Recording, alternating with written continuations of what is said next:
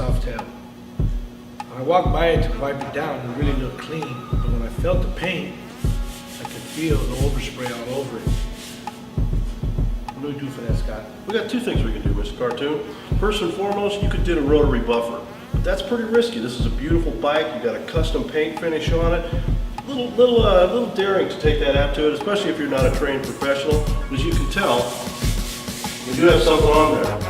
Now, sanctioned clay, I can take that off. That's what's the nice thing about it. What you're going to do again, take your clay, make it into a nice little pancake, take your detailer, wet it down, and I'm just going to do half of it so you can see the impact. I'm going to take this clay, I'm going to let it roll across the surface on its own here. This is the lubricity, if you will, that allows this clay to make a nice clean pickup across the surface. So now I've whacked off half of it here. Take a microfiber towel, wipe off the spray detailer. But here's the neat part. We weren't sure what all was on there. Take a look at that. Look at that red. Somebody was painting. Somebody was painting in your shop. Okay?